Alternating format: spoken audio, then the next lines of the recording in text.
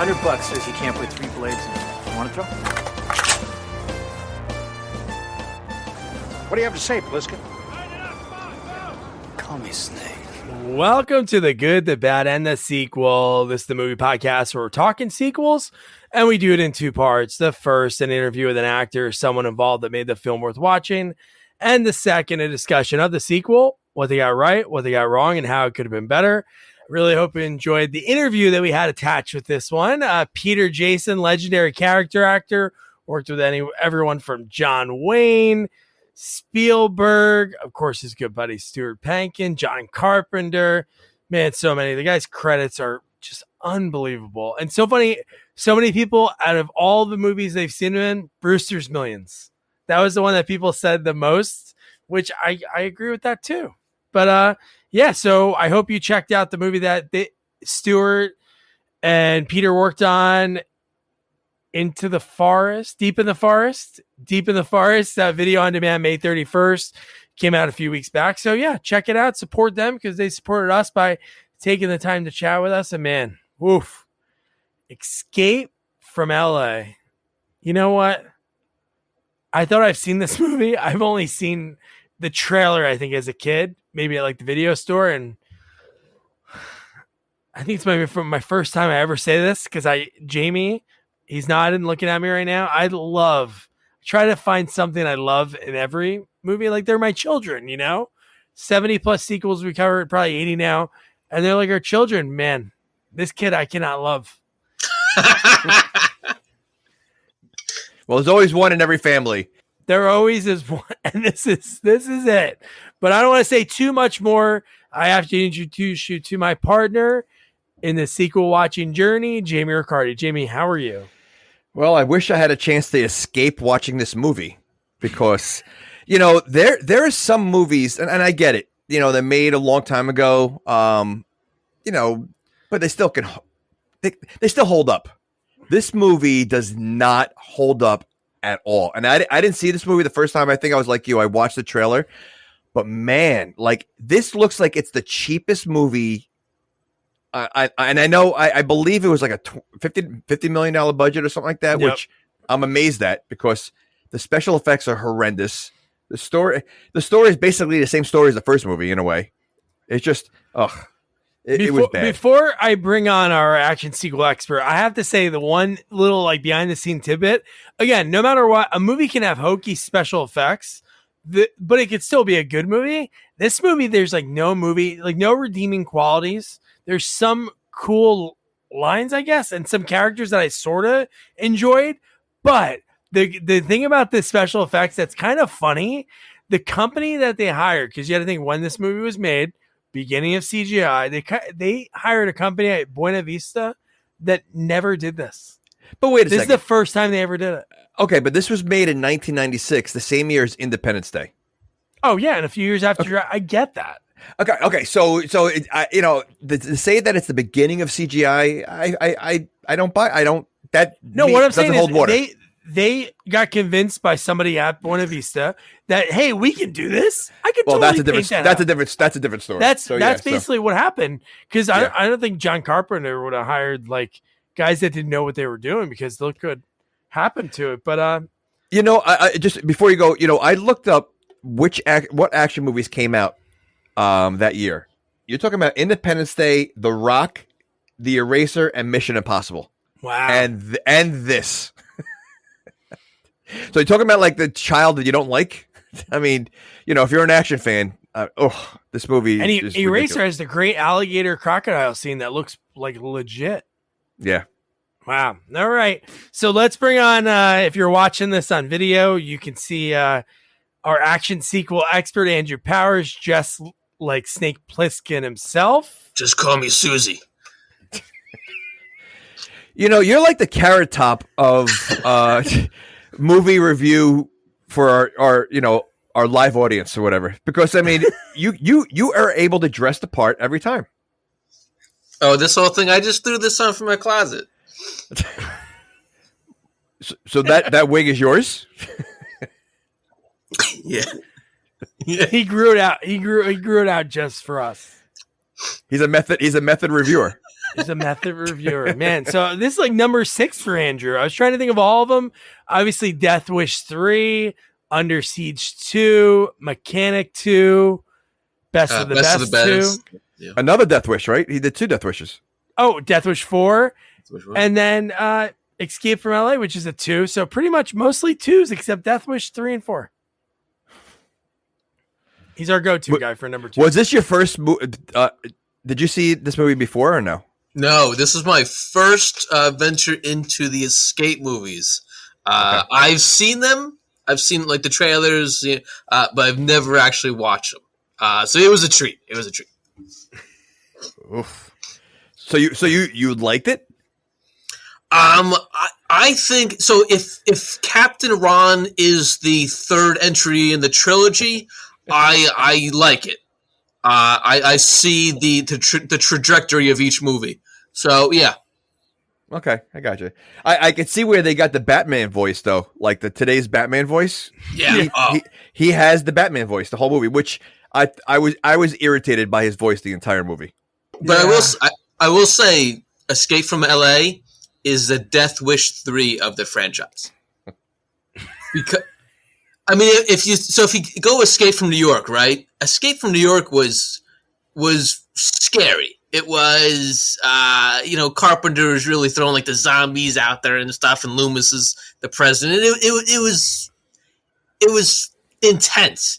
This is just plain fun bullshit, right? This is just shoot 'em up. Nothing makes sense. It's nothing.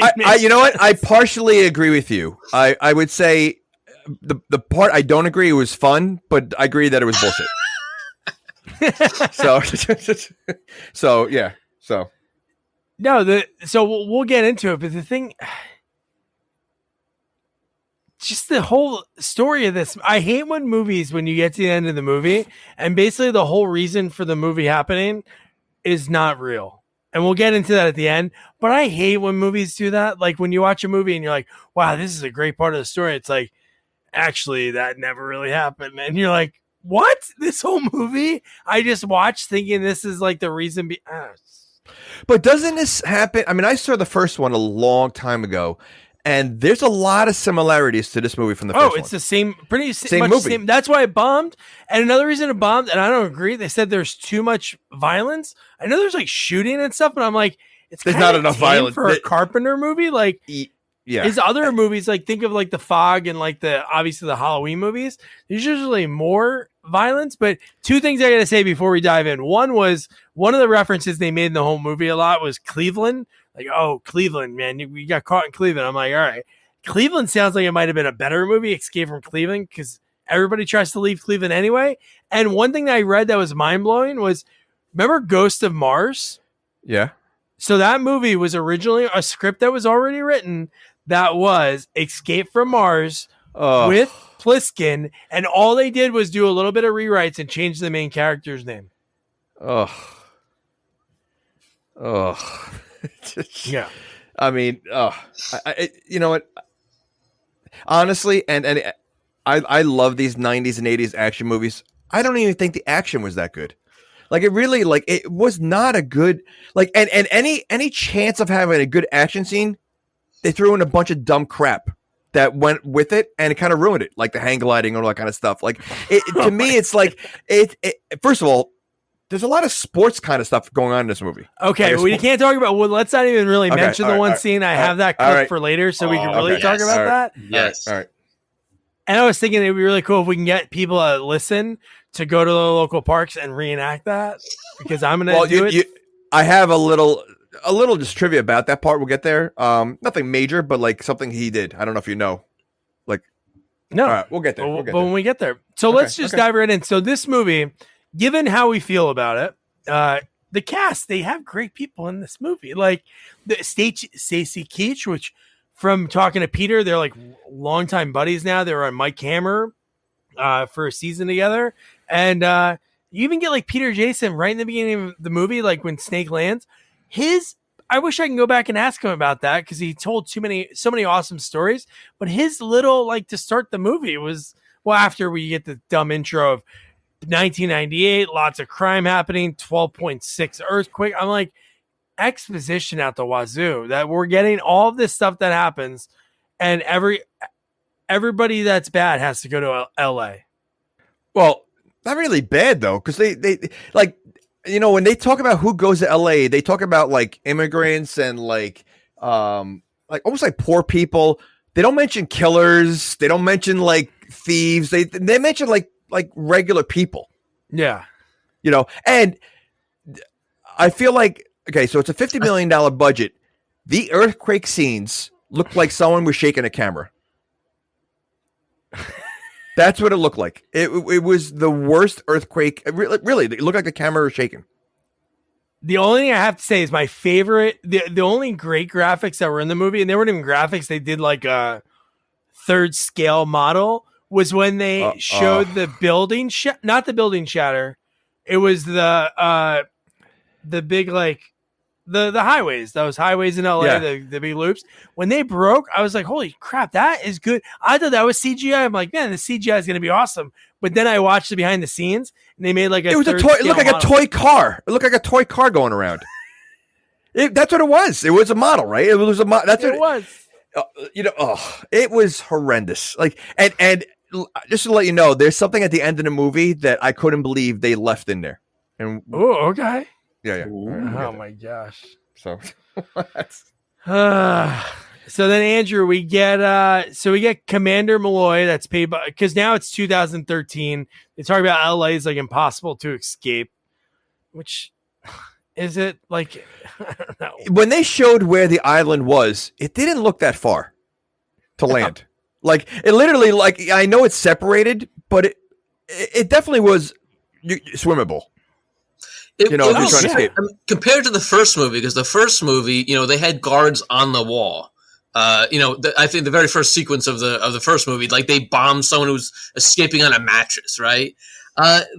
This one, I mean, we didn't see any kind of security on there.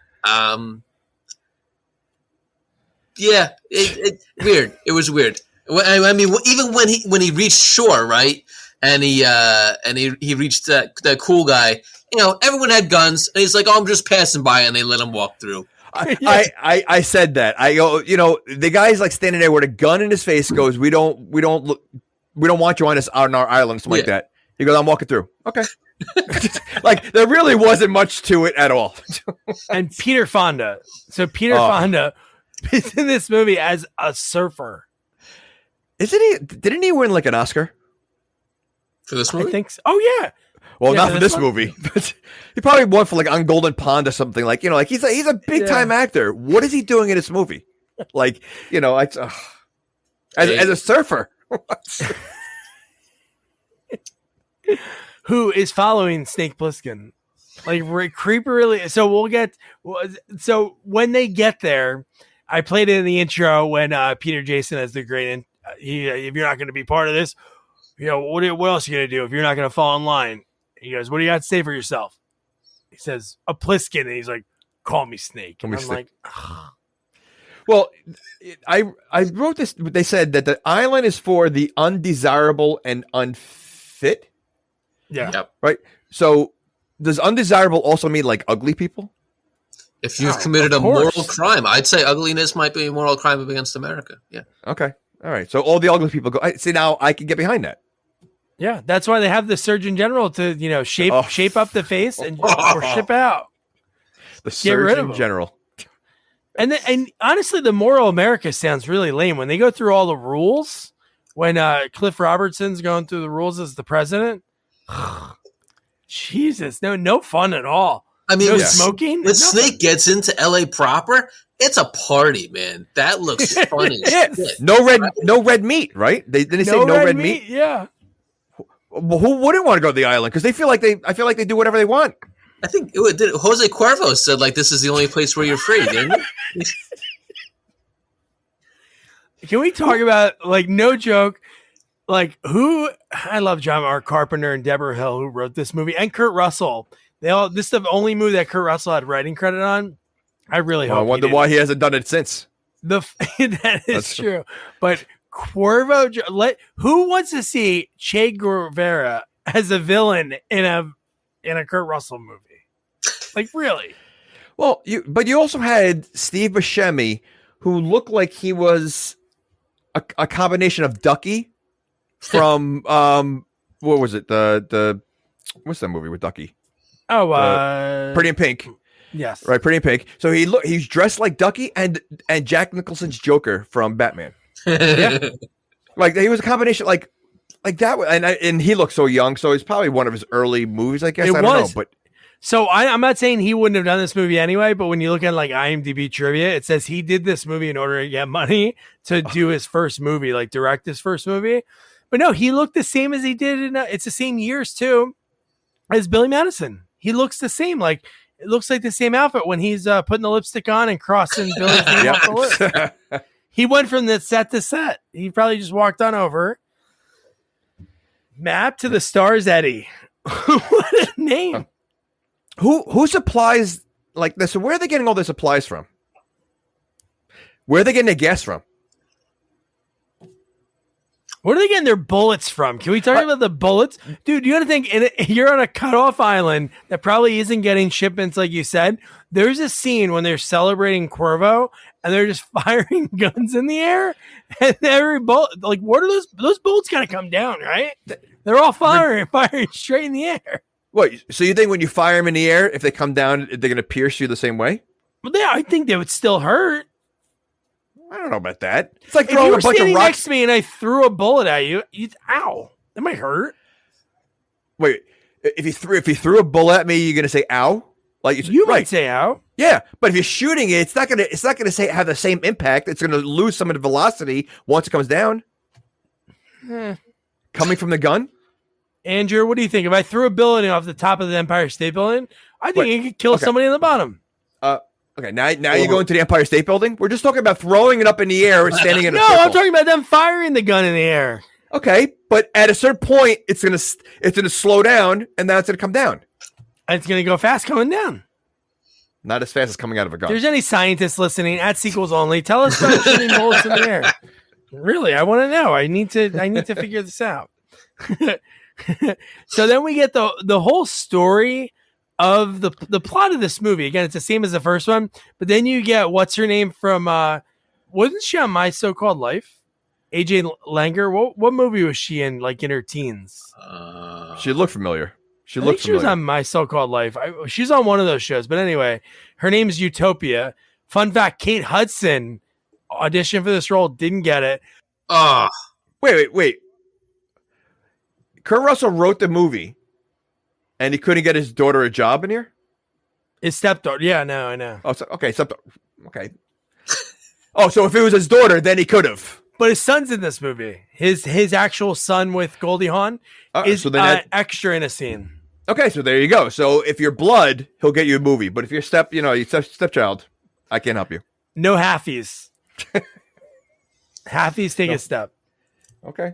All right. But the fact that AJ Langer, Utopia, was able to hijack Air Force 3 in a pink suit, how could the president's daughter get access by herself to go in and she can fly the plane? Why is her name Utopia? Well, I think her dad, that's what he wants for the future. Again, this is only 2013. So this is 9 years in the past that we live in. I was going to say, we're a little behind then. Because if we're in 2022 and that's 2013, they had high expectations.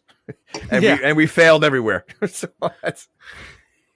they're getting almost run by a guy, Jose Cuervo Jones, who has a pet pigeon like Bert on Sesame Street.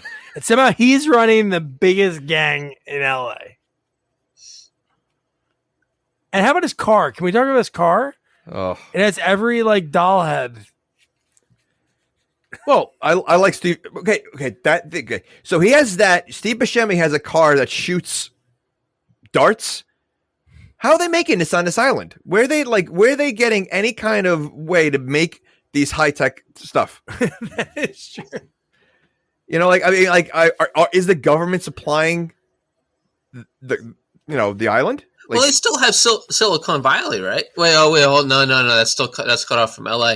You know, late in the middle of the movie when he's talking to Latina Vicky Valancourt, he asked, like, why don't you go to Mexico? And she was like, no, it's better here. And I was like, so wait, so there's an escape to Mexico? Like,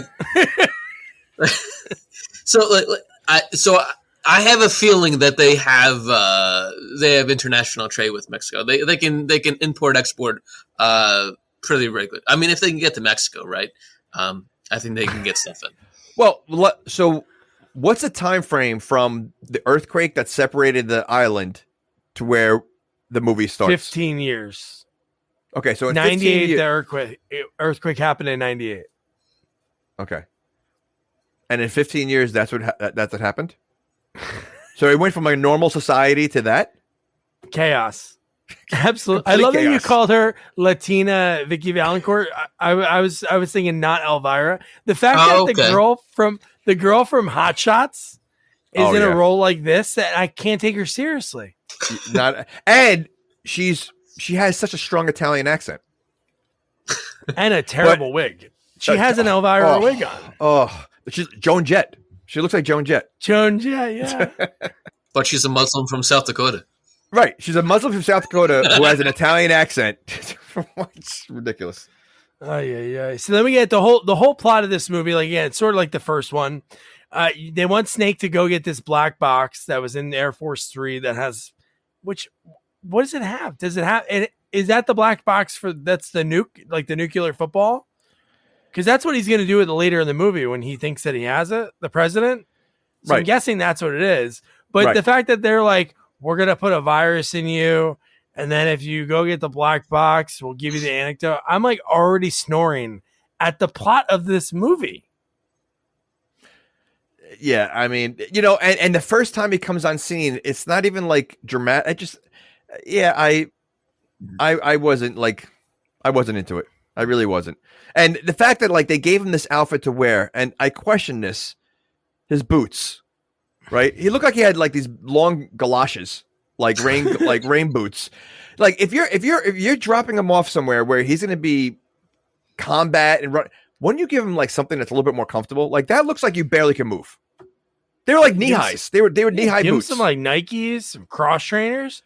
He's gonna move. Okay, but even if it was work boots, like these were galoshes. These were knee-high galoshes. Ridiculous. So I'm going to tell you right now, the only parts of the movie I really liked were involving the holograms. Because it was really funny when he got the guns and they were showing him everything. And when he goes to shoot them and they're the holograms. No, that was later. What was he? What did he do? No. Because he went to shoot them because he said, "So are you the ones that are going to be giving me the antidote?" And they said no, and that's when he started shooting them. Yeah. Before that, though, I think he went to jump on them. He went to like choke them out. That's what it was. Yeah, he went to choke them out. They were holograms. They were in the other room. Yeah. Yeah, the next time when he shot at them, it was blanks. They were actually in the room, but they gave him blanks. They said the first magazine's blanks, and I'm like, oh my.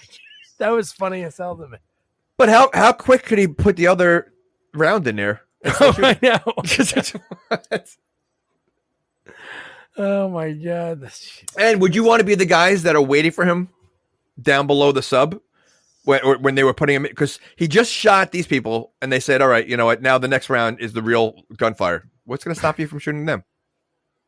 Wouldn't that have been like a real Naked Gun joke? Like he switches them, and they're like, it's actually the third magazine. And he keeps like changing them. But the fact that he had to get into this one-man submarine in order to get there, like there was no other way. It's the government. They couldn't like bring him in like a different way.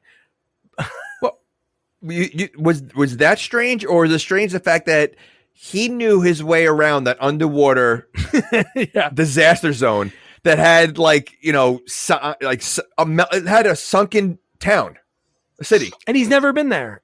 Never been there. He knew exactly where to go, and he was going full speed, so he was able to go underneath concrete, around signs, to go exactly where he needed to go. And not to mention, he's never driven a submarine before either. No. I love that he did go past. I did like in this movie the ruins of LA, the things you saw, like the Hollywood Bowl. He went past in there. Even when he first gets there, it's the Chinese theater is all like shattered. And then later on, there's a cool part in the movie that has like cool behind the scenes we'll talk about. But yeah, man, like, and the fact that the president basically says like, I don't want my daughter back, kill her.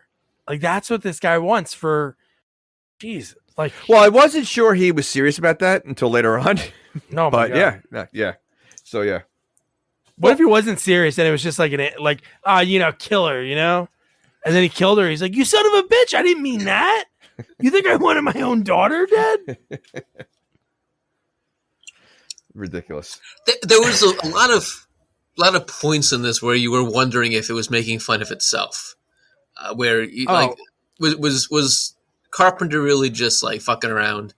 Wait, you mean when the submarine went by a big shark looked like an animatronic shark that was on like a ride? That was great. I love that. Like it literally just like didn't even swim. It just like popped out like to grab him, and then the submarine went right past him. And then he landed. He parked on the cliff, and then that's what we talked about earlier, with Peter Fonda and the other surfers. And Stacy Keach calls him and he says, "How's everything going?" And the submarine falls off into the water, and so he's like SOL now, stuck there. And then he's just walking down Mulholland Drive. That was cool, like seeing the desolate areas. That was just for like the way. Whenever they do that in any movies, like in I Am Legend, when you saw Times Square, like with grass and lions, that was pretty cool. Yeah, but when he met Peter Fonda, he kind of pulled a Scooby-Doo because Peter Fonda was following him.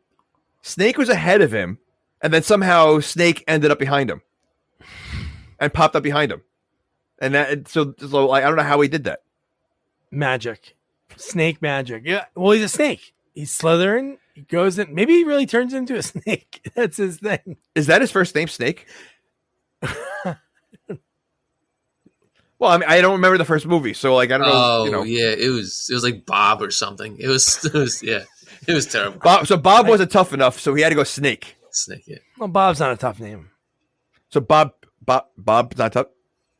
So you don't think Bob Pliskin is tough? Doesn't go? No. It sounds like a plumber that has 24/7 on-call service. All right. Sorry, Bobs. We lost all the Bobs. Yep. Yeah, Bobs are out. I loved when Peter Fonda, like when he did pull that, and he goes, "Thanks for not killing me."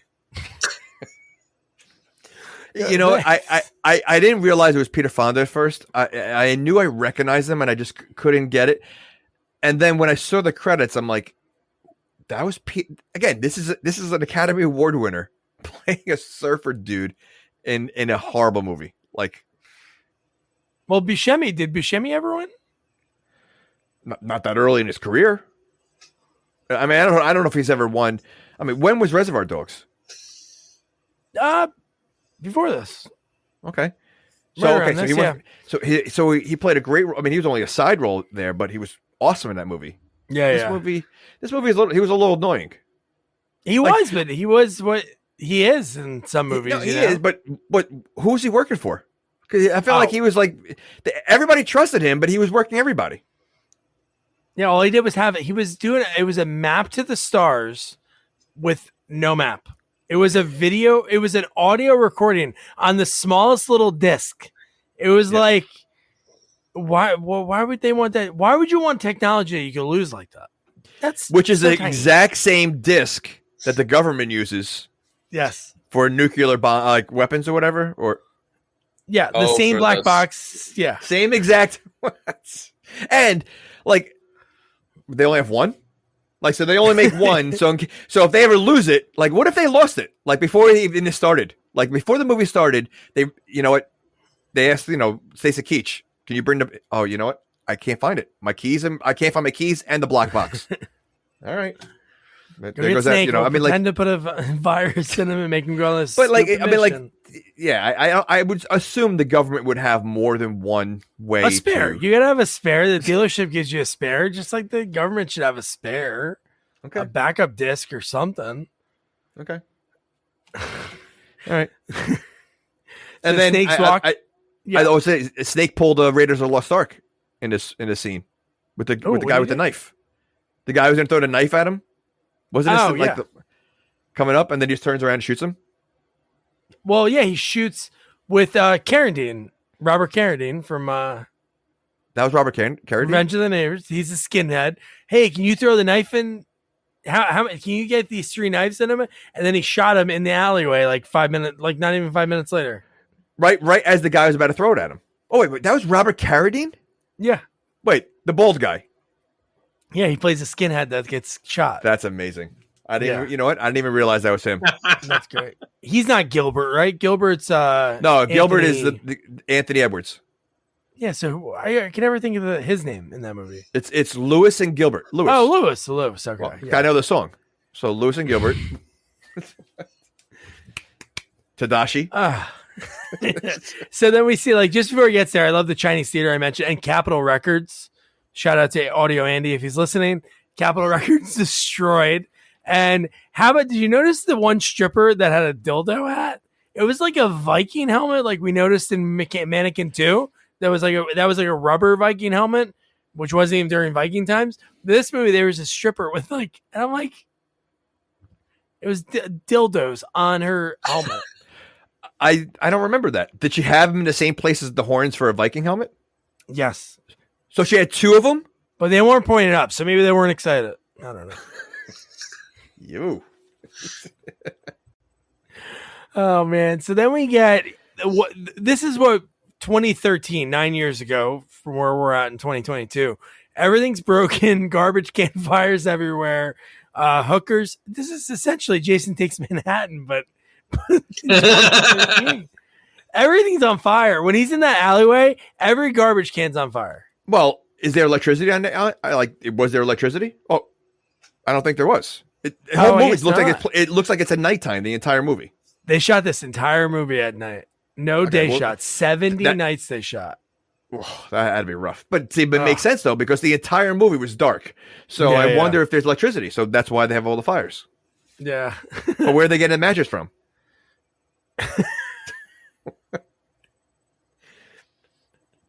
They're getting supply. Like they are living an everyday life there. I mean, so like I really question again the gasoline. They have tons of cars that are always driving by. If this was like a real place, it'd be like the new Sturgis. Like you would get like the bikers, Hell's Angels, all these like big time biker gangs. They'd be like, screw you, North Dakota. I'm not going to go to you anymore. I'm going to go to this place because everyone had a motorcycle in this movie. Well, we did see the cars in like that first sequence, and then obviously mapped to Eddie's car that shoots. But it's mostly like ton of motorcycles. I got to a point where I was almost thinking like a Mad Max kind of look to it, like because so I'm thinking, all right, but I don't know. Even like the chase. I mean, I don't know if we're close to the chase yet. Are they close to the car chase? The motorcycle chase? Yeah. So this is very close. Yeah. This is right after. So right in the next scene is when we see Cuervo again, and he has the president's daughter, and he has the disco ball in his. I forgot to mention the disco ball that he has in the trunk of his car. So is that an El Camino he has? Because it has like that hatchback back, like the little bed on it. It looked like it. The doll heads. Well, yeah. What's the point of the doll heads? I don't know. Like, what is that supposed to be scary? Like, I mean, like this is the guy that everybody's afraid of. He has doll heads. I don't know why. I think they were they're trying to soup up his car more than Isaac Hayes in the first one. So Isaac Hayes, remember, he had the chandeliers above the headlights. So I think they were just trying to do anything they can to make him look even half as cool. So they even copied that from the first movie because I know the whole thing. Yeah, the whole thing. The whole movie. Because even like the Pam Grier part is kind of copied. Not her whole part, but like wasn't there someone that he used to work with in the first movie that he had to meet in like an underground something? Snake. Yeah, no, I know you heard me. The first I movie, watched the movie when I interviewed Joe Alves because he was a production designer. I watched it, and that was like the first time I watched it. I think he did, but yeah, I mean, it's definitely repetitive story. But that's why I think this one was riffing off the first one. I thought the intention of this movie was to make fun of the first one, and that's how I approached it the whole time. And that's why I thought it was fun because everyone knew who Snake was. He had to sneak into L.A., but everyone knows who he is. Yeah.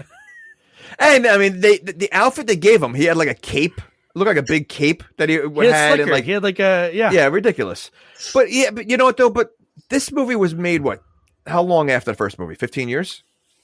Yeah, about 13, okay. 14. So you would think think about Rambo, right? You know, between Rambo 3 and then that newer Rambo that he made, you know, it was a long time in between, and he upped the game. There's no up in the game in this movie. Like in fact, I think it went backwards. I feel like everything went you know, people that loved the first movie probably were so excited to see it. I'd be curious what opening weekend was, but I'm sure word of mouth just destroyed it. Yeah, well, if the movie only did 25 of the 50 million budget, I'm sure that maybe the first weekend did really well, and then it just tapered off fast. Well, he made, I think, like 10 million for the movie. So, I mean, but yeah, so, okay, so back to the chase scene. So, and he's on the motorcycle. Now, he's getting shot at all over the place. How does he not get anything near him? No, the one thing that gets him was the rock and the rope that goes around his head. Yeah. That's the only thing.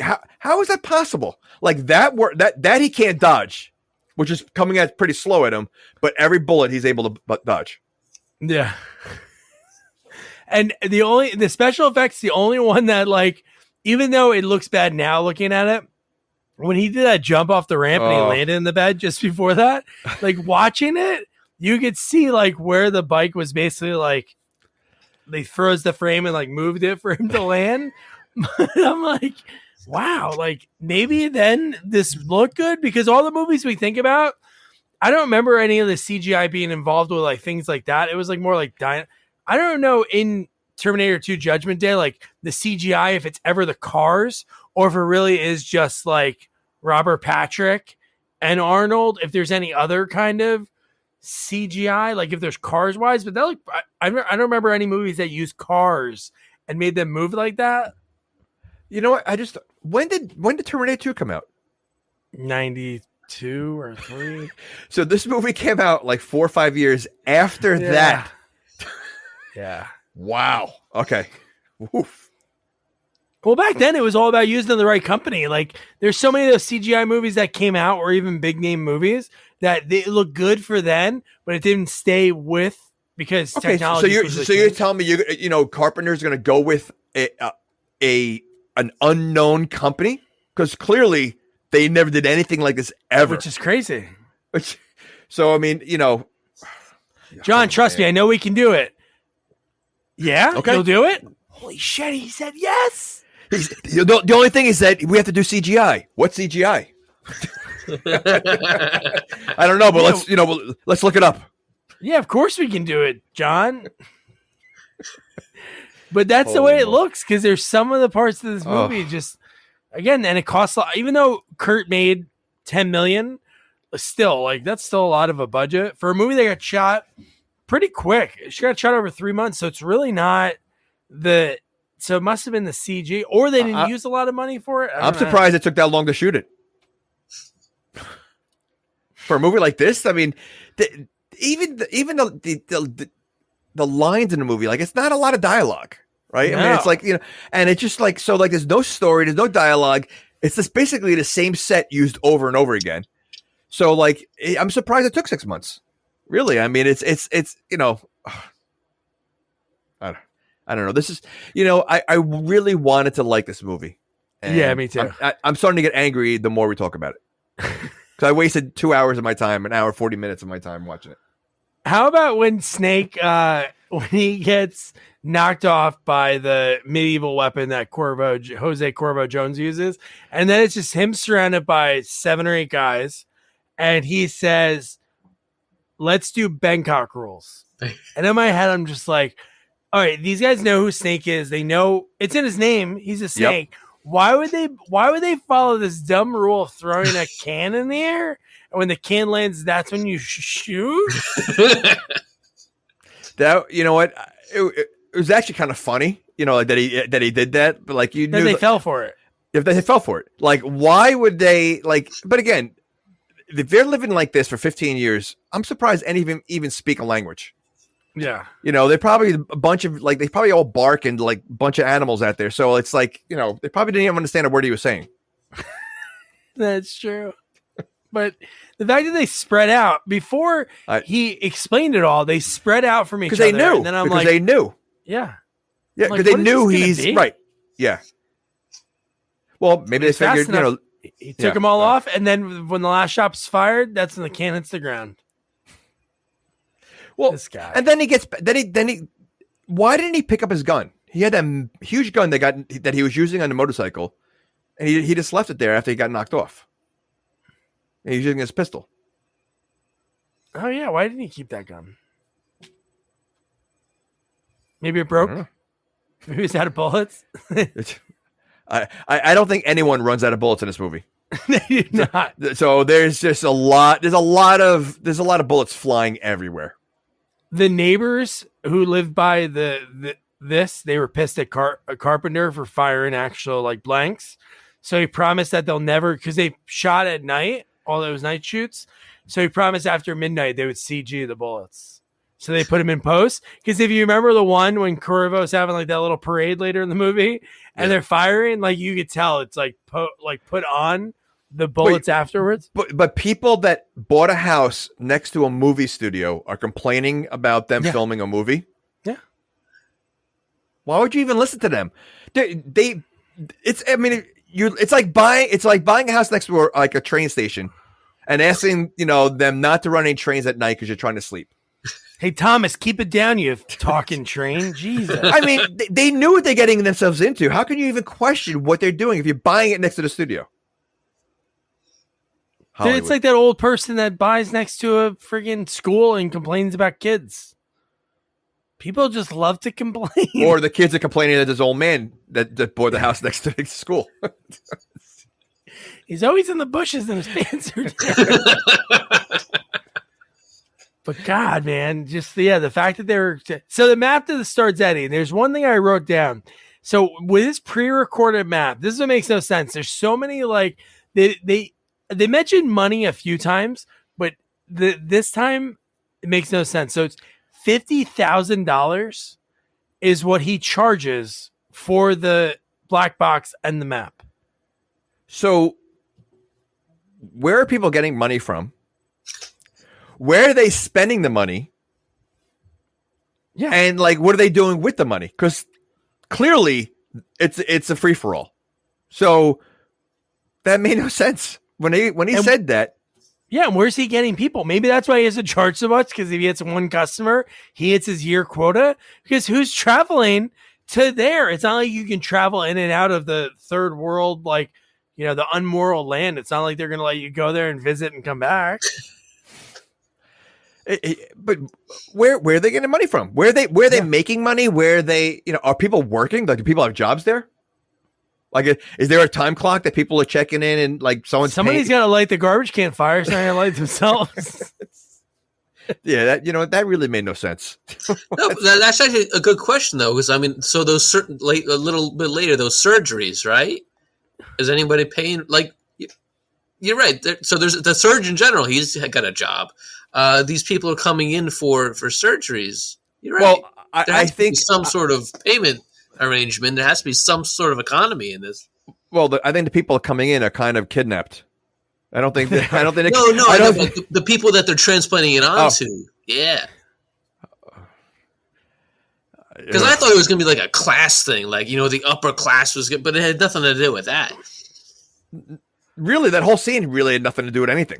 Yeah. So let's jump to that scene. I have that clip, but okay. Just before that, the only thing we saw was really not Elvira or Latin Vicky Valancourt when she's like, "Can you get your own bush?" She's yelling at him, "Shh, they're gonna find us," and you're like, "Who's gonna find you?" So in this world of Jose Cuervo Jones killing people, now they have to worry about like these other people that are hunting, looking for people that don't have surgery done. Well, that is kind of funny though, because it's L.A., so like they really made fun of. And he's the Surgeon General of Beverly Hills, not like of L.A. or California. Yeah. So here's the legendary Bruce Campbell, which you can't even tell it's him. No, And you know what? But when he started talking, I was able. He's so bizarre looking. You couldn't give them away. Oh. And this, I can do nothing with. And he's trashing all the people that are alive looking at him. Oh, I can't work. How did he reach that? Snake has something in his mouth. Oh, that Joan Jett. Now these two. That guy on the right is in a million things. That A million Indian guy? things. Yep. Yeah. Paul Blart. Yeah. This is very uncomfortable. My God. When he grabs her boobs. Oh, I think that's more uncomfortable. Yeah, he's sticking her. I guess that is weirder. Like Yeah, somebody. but you don't know where sticks those their fingers were. It's true. But it's not him. Like I can't believe that's Bruce know. Campbell somehow. Oh, how bizarre though! But what great makeup. He only has one. Nurse. They said they wanted to, Rick Baker said he wanted to look like like people you saw walk around that had too much plastic surgery. He's gonna take his other eye. He's gonna take his only eye. Snake's gonna be. Oh, There it is. the fact that the guy's arm Perfect fell timing. perfectly. Perfect time. Look at the guy in the background. Oh my god, Oh, the nurse. My guns. so bizarre looking. And the guy helps him. Back off. I love that he's ready to leave without Oh, look at the lady with the hat. I just noticed her. Oh. Hey Oof. man, help me. her. You're never gonna find your way out of here. But without Snake's ready to leave, not Elvira. He doesn't give two shits. Cut her down. Really. And then he finally gets her. But man, But you know what though? That special effects department was pretty good. that was great. That was the best part. See, I think that's the plot they should have ran with for the whole movie. That I would have liked to see a movie based around that. That Oh yeah, like the hunting stealing people. Yeah. And yeah, I think that would have been a much better plot. There's too many subplots in this. That would have been a great plot. Just focus on that, and that's all you have to do. But what's the point of that scene? Oh, it was that. Well, I don't know what the point was. It was just to show that there was another underground gang of quote unquote gang that was basically like trying to right their wrongs by fixing their faces just with more and more. No, I surgery. know, but like for this movie purpose, It's like social commentary on like Hollywood lifestyle or the lifestyles of the rich and the famous. Like how far do they go to make themselves like even in this prison island, you know, they still need to this glamour. I guess. But yeah, I would love an Avenging Force type of like the same kind of movie like The Hunt that came out a few years ago. That'd be a great movie. Like you have these hideous people with bad plastic surgery and they pick up people that are like good looking and they're trying to hunt them like that. I bet you there's a movie out there like that because it sounds like it's a plot. Well, It's that is that's a plot that's done a million times. Like The Pest was that movie. And so was, Avenging Force. It's the same plot in a ton of movies. Like, let's kidnap somebody and we're going to hunt them. No, not that. I'm talking about like the plastic good-looking surgery. people. Yeah, like that sounds like a real horror movie plot. Like that would be like because you think about how graphic. Like if that taking the guy's eye. Like I could see them doing that in a horror movie. Like Yeah. yeesh. Wasn't it obnoxious? Like, why did they use the Roadhouse line throughout this movie just with a different word at the end?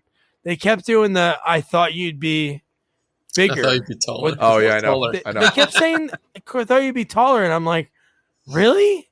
They're gonna use the Roadhouse line, but just a different word at the end?"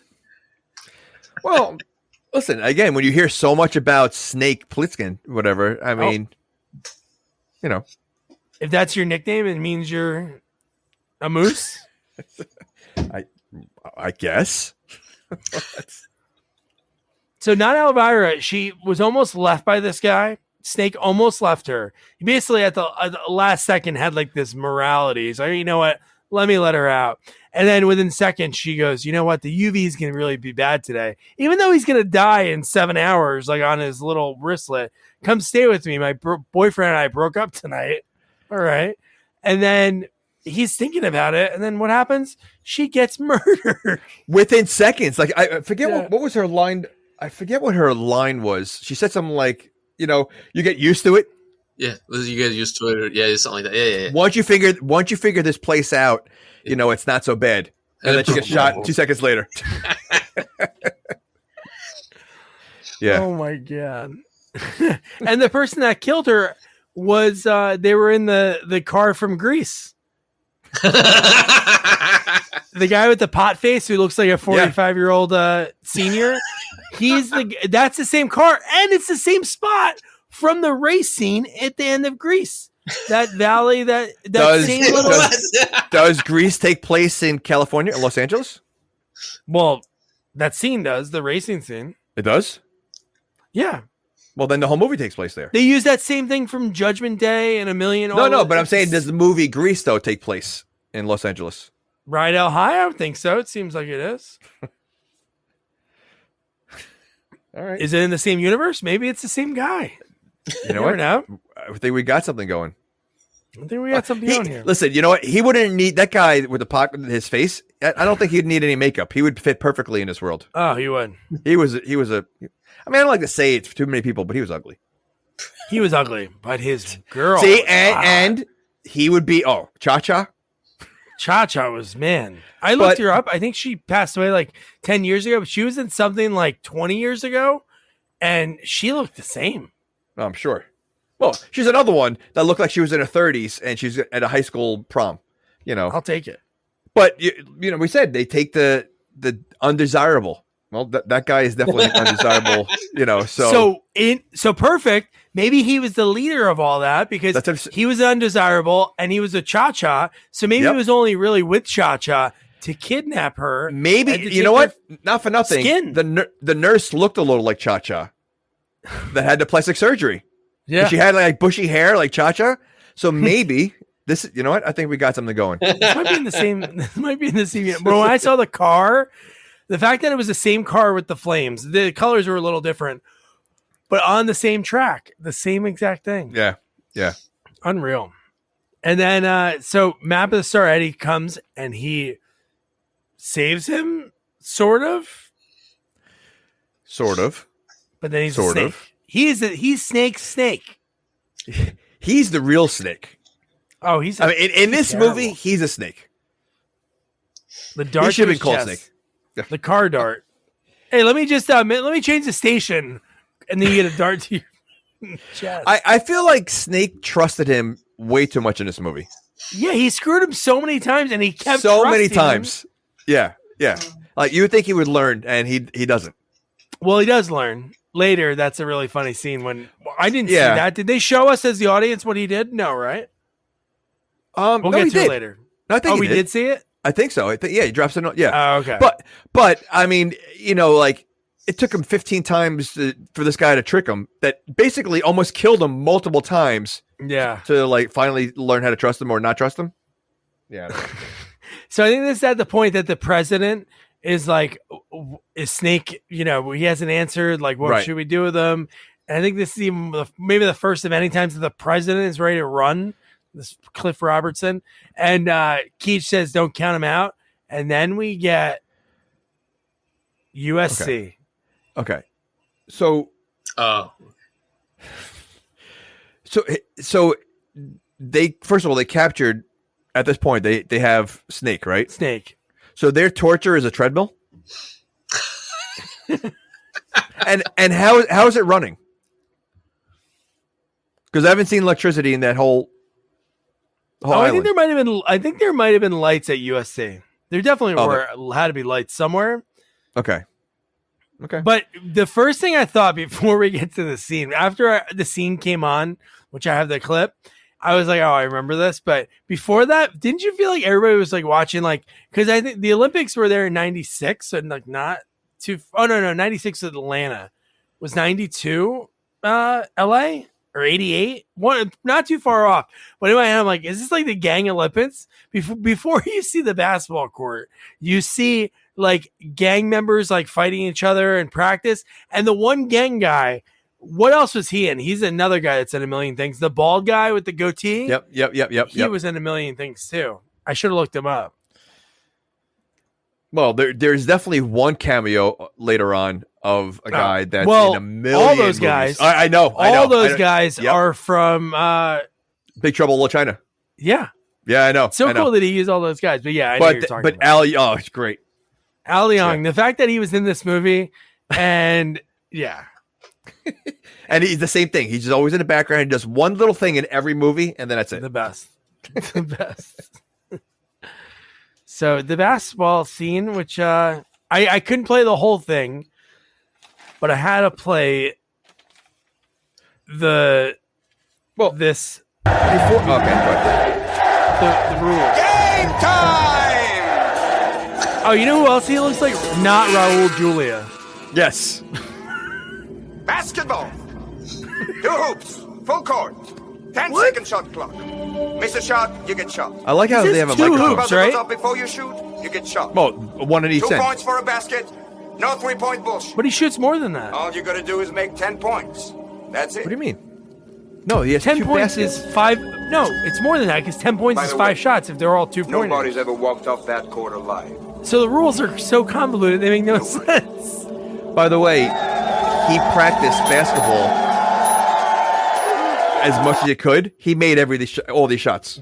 What? He made all the shots, even the full court shot.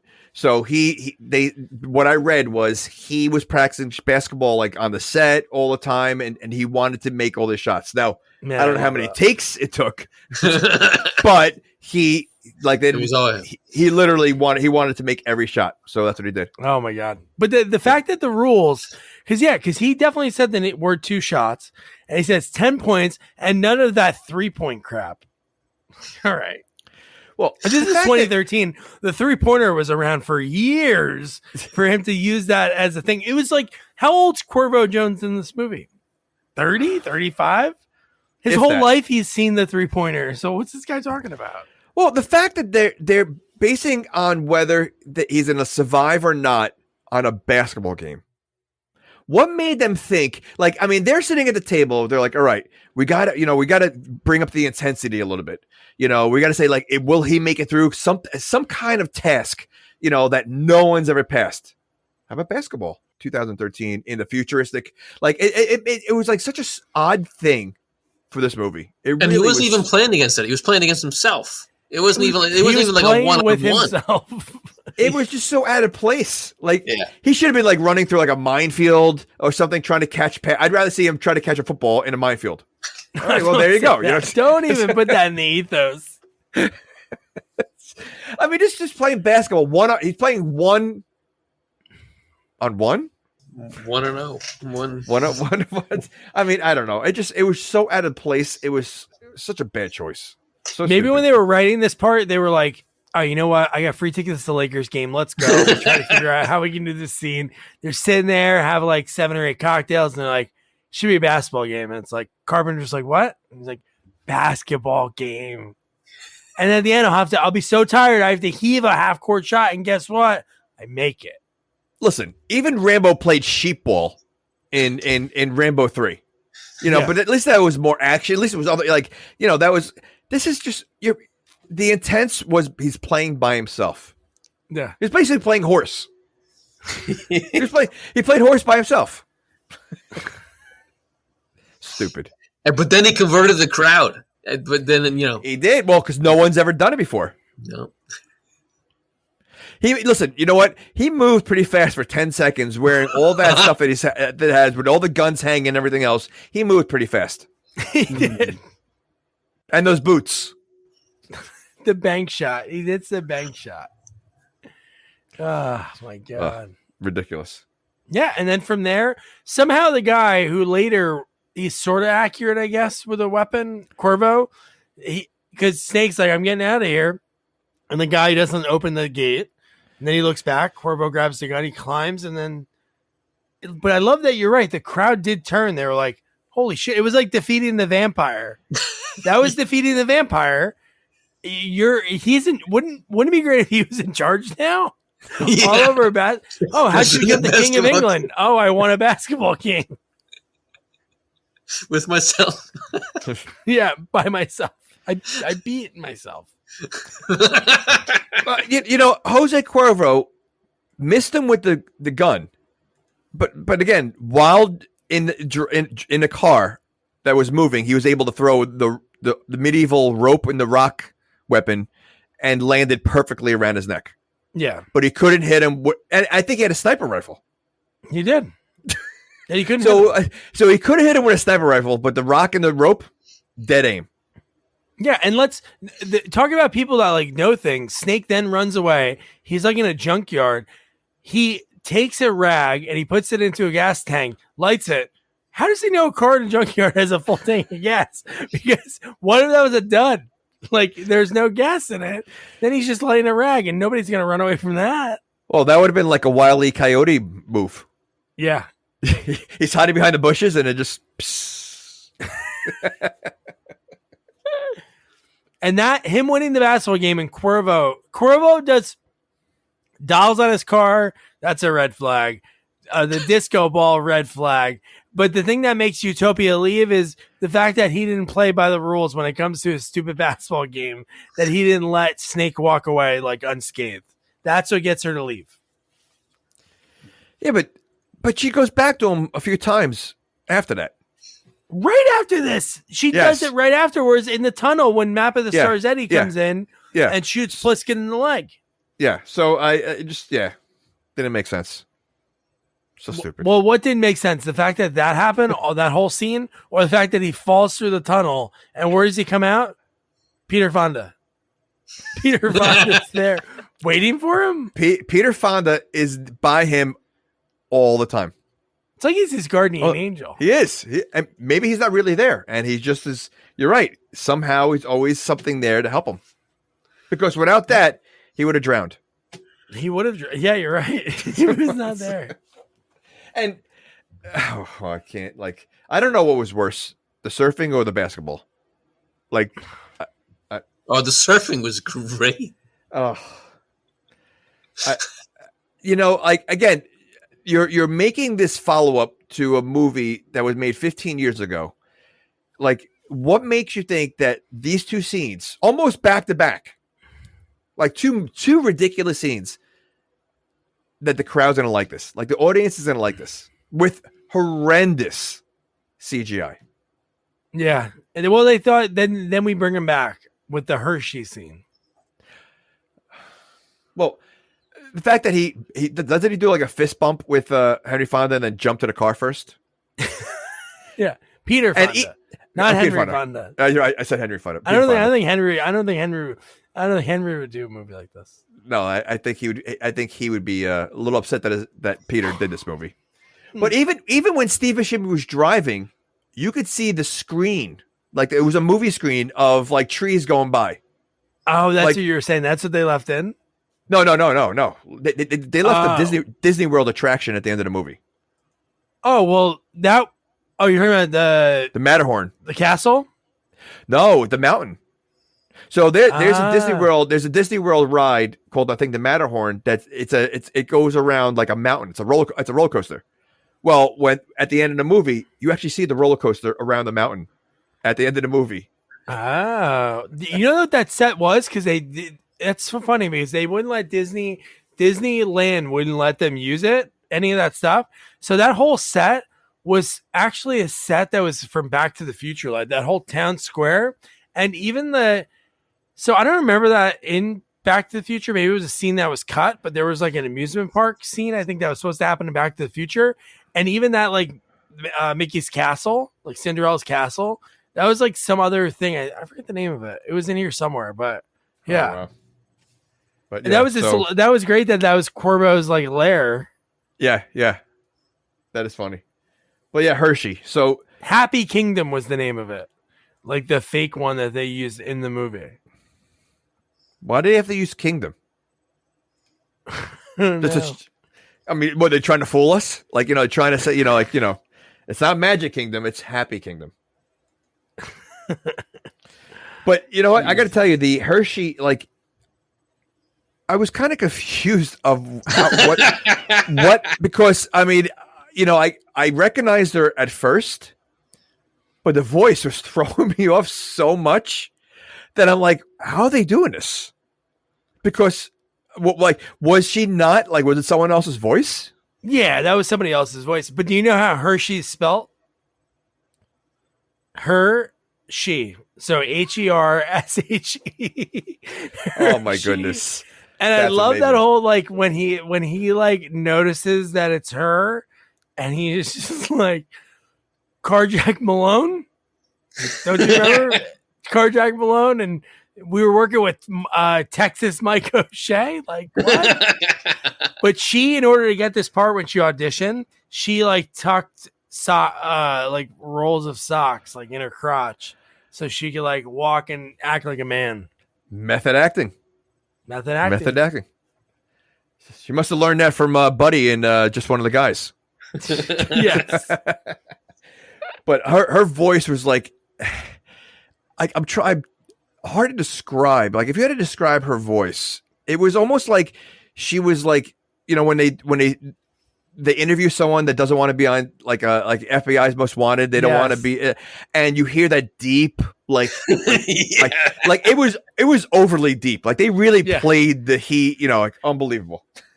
That's witness protection. Yeah, that's what it sounded like. It was so deep. Like, oh. So tell us your side of the story. And then I was like, it's like that, like almost like granulated, like so bad. But so does that guy like? Does he get credits in the movie? Whoever supplied the voice? I would think so. The voice person, yeah, whoever that is. So is that his voice for all the FBI interviews? Because he sounded just like them. They have to use something different. They have to tweak it even more, like maybe turn it into like Mickey Mouse or something like that. But God. So then Al Young is one of the henchmen. And again, they reference Cleveland. So Cleveland must have been something fun. So, okay. So who is Hershey in this world? Well, it's Carjack Malone. No, I know who Hershey is. I'm talking about like her gang. Like who is she compared to Jose Cuervo? Like, is it just another like rival gang, right? Yeah, like like a new gang, because I think she is from Cleveland. So I guess that was something that Snake ran into in Cleveland. But I did like that the fact that, again, money thrown around. So $50,000 was to buy Map of to the Stars, Eddie's stupid recording map, which still makes no sense. Could you imagine having a GPS that had to read you everything? It was like, why would I want this? Like, you want a map. You want to see where the people live, not hear where it is and then try to interpret it. But so he convinces Hershey by saying $1 million. And then he's like, I don't want any of that money. I got $5 million right over there. But these are bluebacks. And I'm like, again, money really has no value there. I mean, no value, but that's a little kid line. Like, I know. They're usually greenbacks. Let's say bluebacks. Okay, they're backed by bluebacks. Ridiculous. Yeah, no, it makes zero sense. Like, really. And then what makes even more no sense? Like, the rest of this movie makes zero sense compared to the. So when we talked about this earlier, Cuervo shows up. His gang is firing all the guns. And then they have all this. Why the hell is the government landing in this futuristic helicopter? Why are they choosing to land in this field? Yeah, in this war zone. Which, by the way, the rest of the movie, this is something else I read, took place in real time. So I know. Yeah. The last 20 minutes, something like that, was real time. But yeah. So, yeah, why would they land right there? Which seemed very futuristic. That helicopter. It actually looked pretty cool when you saw it open up later. Yeah. When you saw that when they were in it. That was, that. Yeah, that was cool. That's where they got that right. That's where all the budget went. That was $10 million just to nail that. But like the fact that the guys were surprised too. He's like, "Hey, they're coming at us." It's like, why wouldn't they? When you were flying overhead, you saw that they were firing every goddamn bolt that they had. Oh, and again, these guys can't shoot anyway because they didn't hit them once. Because when they have turned around, if they noticed the bullets were hitting them, maybe they ran out of bullets and didn't realize it. Because I mean, they've been shooting for how many days does this movie take place? Oh, he had what?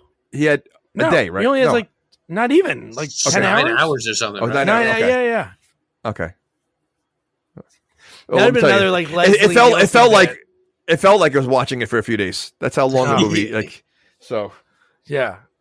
No, it definitely did. So then you get at the same point, the president, who's like, again, total chicken shit, he's getting ready to leave because Cuba is going to invade Miami. And then he just wants to hide and like pray and try to figure it out. Again, you don't even know, like, do they not have any other military?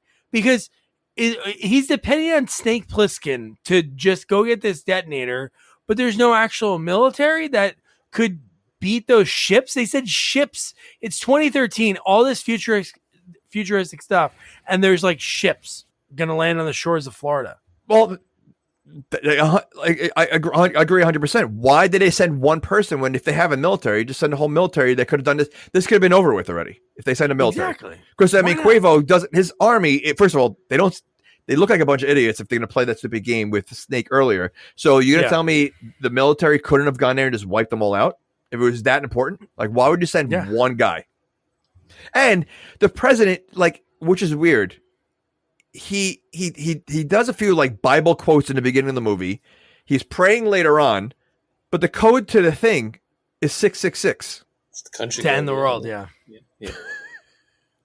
But I mean, I don't know if this guy's a praying guy. I think you kind of stay away from that, I guess. He's written, and now when I say this, you'll think of it like the way he recites his lines. He's written to be like Pat Robertson, the televangelist. Yeah. Yep. And he talks like him, and he kind of like his face. Yeah. They found an actor that looked like him. It's not like they did anything to this guy's face, but he has like those vibes. But this is the part when they're hang gliding. Oh, and you know what's even funnier about it? What makes it funny in a way? When they're hang gliding, us as the audience, who do we see? We only see Snake, Matt to the Stars Eddie, and Pam Grier, right? Is that it? Yeah. And then later, I thought it was so funny is when you see all the entire gang was helicopter gliding. But why would you choose hang gliding to me, if all these guys have machine guns, doesn't it take you a little while to get down from the hang gliding? Like, wouldn't it be like an easy target? And first of all, those hang gliders are huge. Like they're I mean, I'm not a hang glider, but does it also last that long?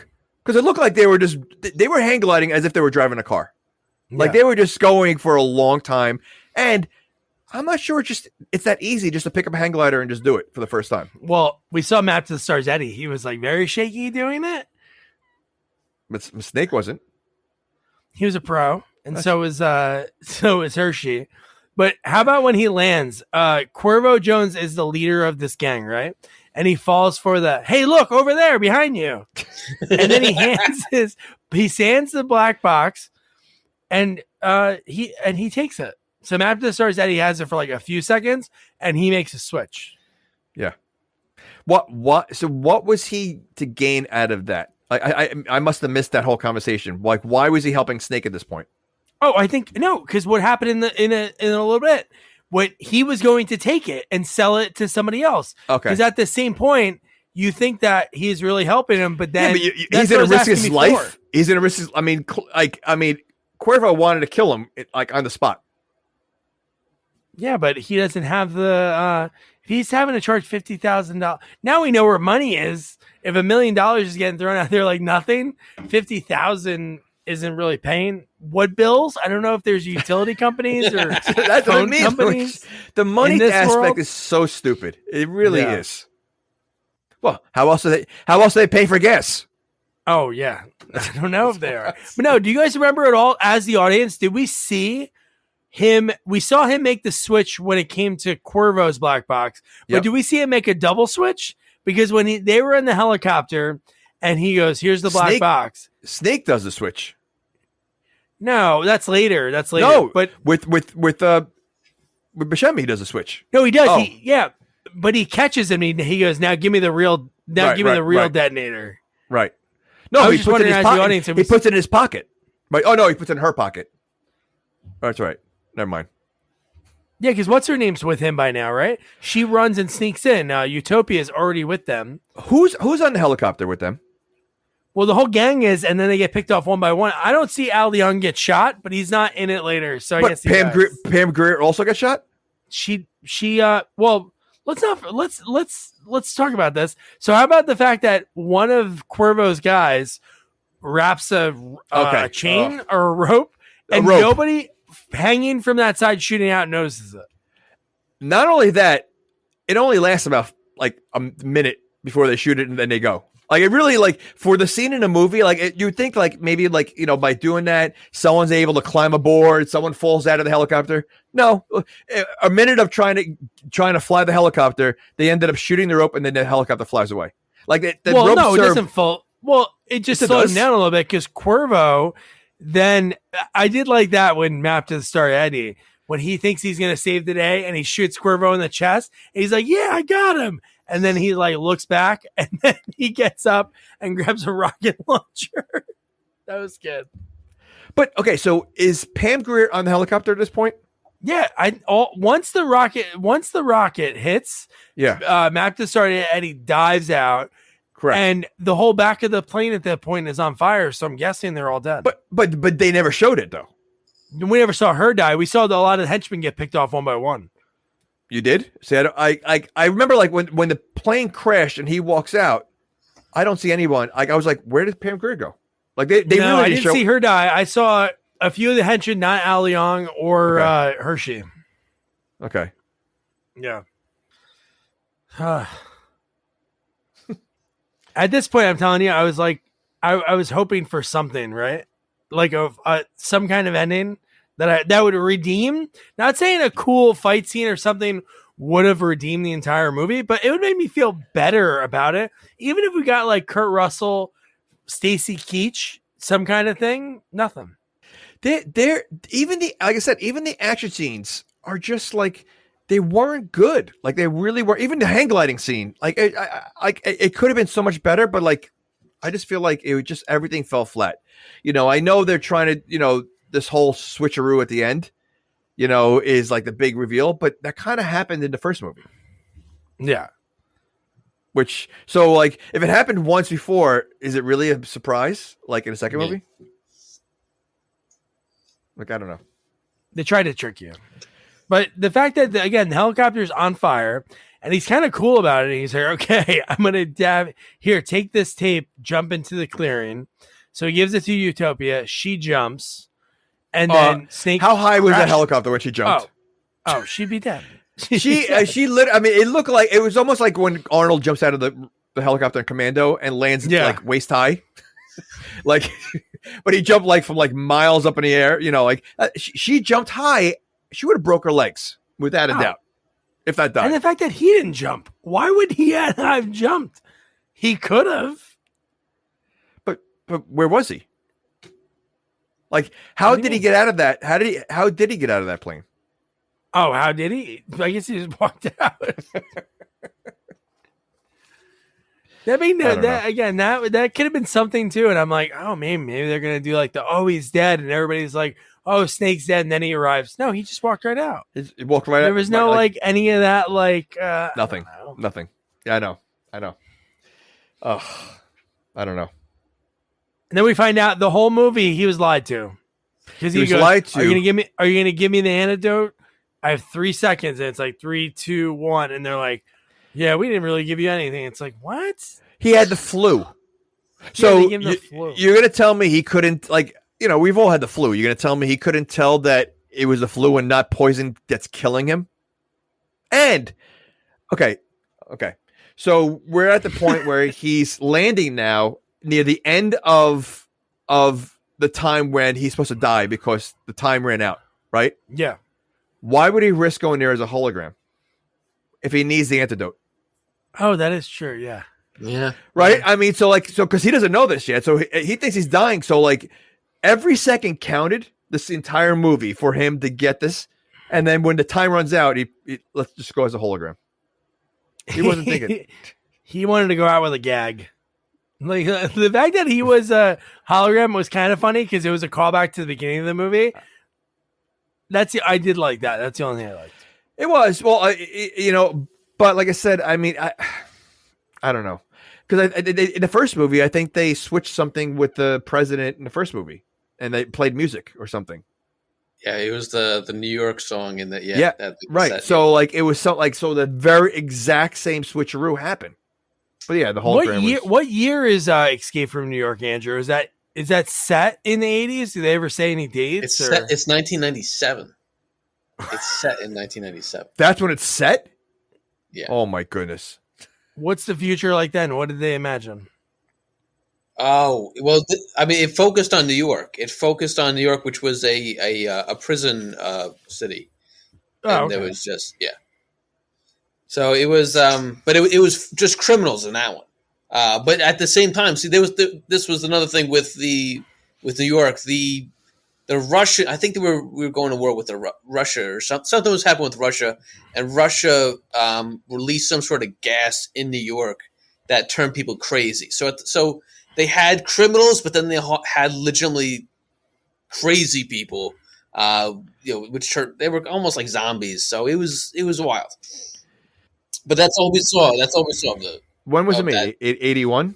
78? Around there, 81? 82-ish. Yeah. So that was what they thought 97 would look like in the future. That we were going to put all our prisoners in New York. Yep. I just love that this is 2013 and how high tech. Well, how sort of high tech in one sense, and then how low tech it is. Oh, with the very end of the movie, how everything is affected by it. So one thing. Yeah. One thing. One thing controls the world. Yeah. Only one. There's actually a lot of those. So I don't think one satellite would end everything. But everything. And the fact that he looks into the camera too. He kind of broke the wall. So cheesy. So we'll get to that one second. But the fact that he switched the things again because he wants to do the live speech about we're gonna bomb Cuba, and he enters the code and he says it right on national TV, which isn't smart, right? He goes, "What is it? 776?" Well, he was gonna do a murder on live TV. He's the president forever. True, yeah. You have to remember that. He's the president forever, so it doesn't matter. And at the same time, his daughter is being hooked up to be electrocuted. Pretty fast, right? Pretty the fact fast. that how quick is that? Because he goes, give her the chair, and then when Snake does when he does knock the satellite off, it knocks out the power.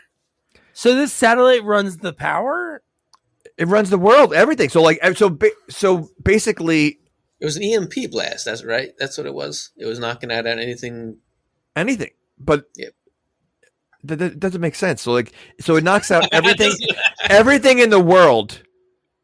So you have to create electricity again. Because he says, I think Stacey Keach says we have to start over. Don't do it. That means we have to all start over. Yeah, he says 500 years of technology. I'm like, dude, 500 years ago we were horse and buggy. What are you talking about? Yeah. It's so stupid. Really, 100 years of real, serious technology? What? And the daughter's all excited that the electric chair is shut off, but the president still wants to kill her. Yeah, I mean, they're gonna shoot her or something. Plan. Yeah, I'm sure there's a backup plan. All right, let's get the 4 horses and they string her up and hit him with a whip.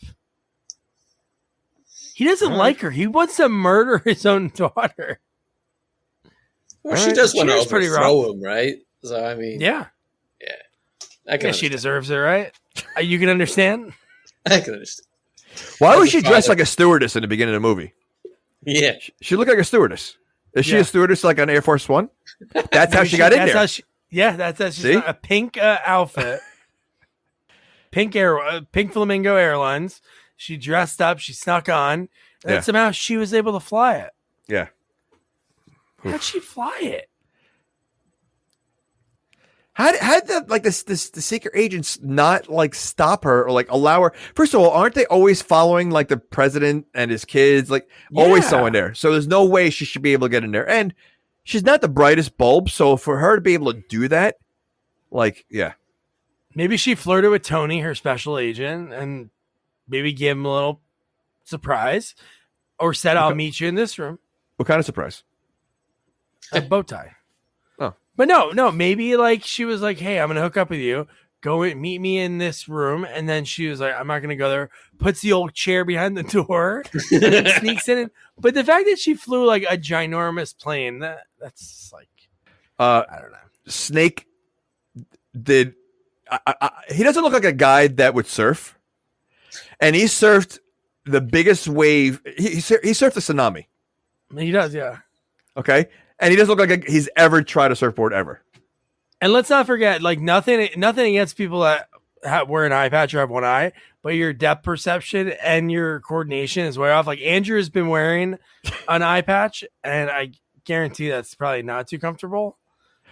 Oh, and, you know what? I read something else about this. So he had some eye patches that actually were see-through because he was getting headaches from wearing the eye patch all the time. Yeah. So yeah, I don't think one person with an eye patch would be like able to surf or fly a helicopter. Shit! Here we go. And that really does look like a filter, though. That's a good eye patch. CGI. You know what? That looks like better CGI there was in the movie. Yeah.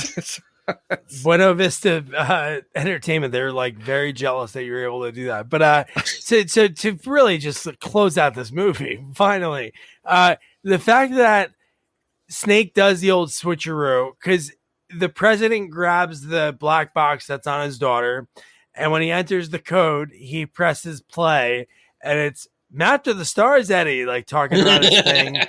And then it's Pliskin who has it. And then that's like Jamie talked about. Like he goes to Keach is like pleading with him 500 years. We're going to have to start over. And what's the shitty line he says? He has a name that. Oh, no. I think he just says, like, for God's sakes, don't do it, Snake. And just like the beginning of the movie, same line. But this time he goes, the name's Pliskin. Pliskin, yeah. And then he does it. But he looks in the camera, right? Doesn't he? Like he does. Oh. Well, no. The ending, the last line he says in the movie when he looks in the camera is when he lights out like that cigarello. Yeah, yep. And he blows out the match. He goes, "Welcome to the human race."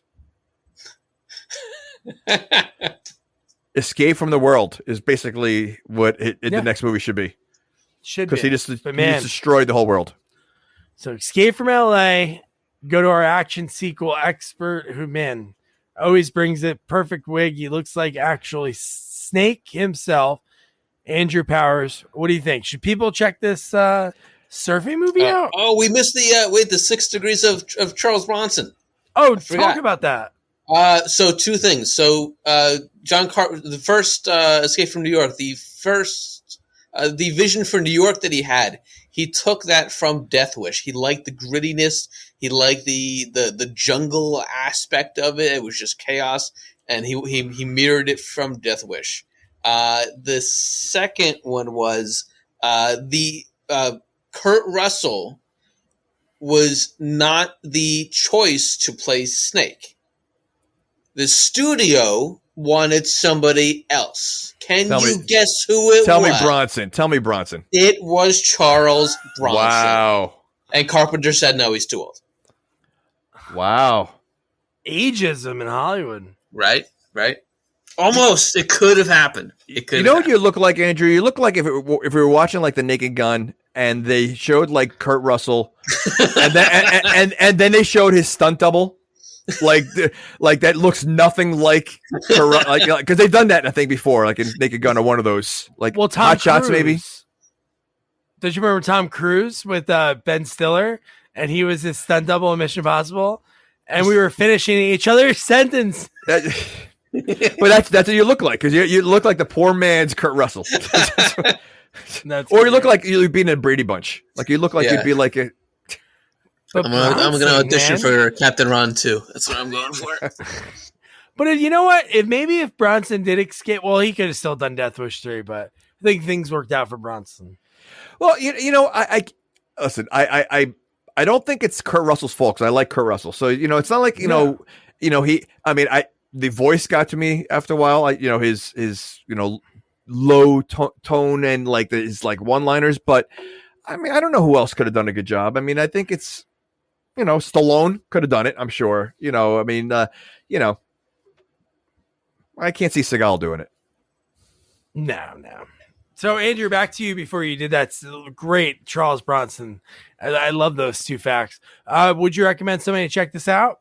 If you can watch it on like the ×2 ×3 fast forward, sure. I think a quick watch through it would be enjoyable, but to sit through the full hour and 40 minutes at real time might be tough. All right. Jamie? I'm gonna say absolutely not. I don't think there's any reason to watch it. I really don't. I feel like, I think the original one is like a cult classic, and it's basically the same movie. And there's really no reason to watch this at all. I don't think it's a waste of anyone's time to watch it. There's no reason. So no, I would say no. This is the first time. I think if you go back to all of the sequels we reviewed, this is very rare for me to say. But I wouldn't recommend to watch it. Usually, like some of the movies that even are bad, I say like, hey, still check them out because there are like redeeming qualities. I can't think of one scene that I could even like hang my hat on that I'll remember. The only one I'll remember is like the basketball scene, but it's not like so bad it's good. It's just so bad it's bad. Well, that's what it is, and it's Kurt Russell, so you're like, you want to like it, you want to like, I mean, he's great, but it's just the writing was not great, the scenes were not great, the action was not great, the special effects were not. I mean, like, there's really, like you said, there's nothing likable about this movie at all. Like, I don't know if there's one scene where I'm like, you know what, that scene was great. Nothing. So no. Yeah, the only parts I ever really liked were the hologram with Stacy Keach in the beginning, and then the callback to it. But other than that, man, that was it, man. Escape from L.A. That's it for that. Andrew, thanks again. You'll be back when we finally do Death Wish 5 to not finish out the Death Wish, but hopefully Freddie Flakes, I can get him. His agent said down the road, so let's hope. But so the next sequel, summer is in full swing. Oy. So we're going to do back-to-back sequels that are underwater creatures. The first up is The Last Sharknado. It's About Time. And for this, I chatted with Patrick Laberto, and this is like one of the most random interviews ever because just how it came to be. He was on Twitter and he commented on somebody's post that we're mutual friends with, and I mentioned Mookie from Ghoulies Go to College, and I said me and Jamie's sentiments that Mook should have got the pranking crown at the end. But I said Mook, and he did not like that. He said it's Mookie, and he said basically like our podcast name, but we left off sequel at the end. And so, yeah, we connected with it. I said, hey, let's do this interview. I think it was like scheduled within like 30 minutes by email. I love talking to him about that. So, we talked about him yakking young, doing so many commercials, being on Little House on the Prairie, great stories about that. And like how really cool the way they built the studio that they built for that show. They built a highway to have the studio. Like, just because Michael Landon didn't want to be in Hollywood, they built the studio like far away, like the sets, and they built a highway to get to it. So that was like the only people back then that went to it were people that worked on that. And of course, we talked about how he changed in his career as a young adult, and he reinvented himself as the jock, and he went on to be in summer school, Heather's ski school, and of course, Ghoulies Go to College. Plus, we talked about Jag and his online acting school, working actor school, which you can check that out on our website, sequelsonly.com, and I'll put that link in the episode notes as well. So, yeah, Sharknado. It's going to be fun. So don't forget to review, rate, share our podcast, follow us on all social media at Sequels Only, and don't forget to check out our website, sequelsonly.com.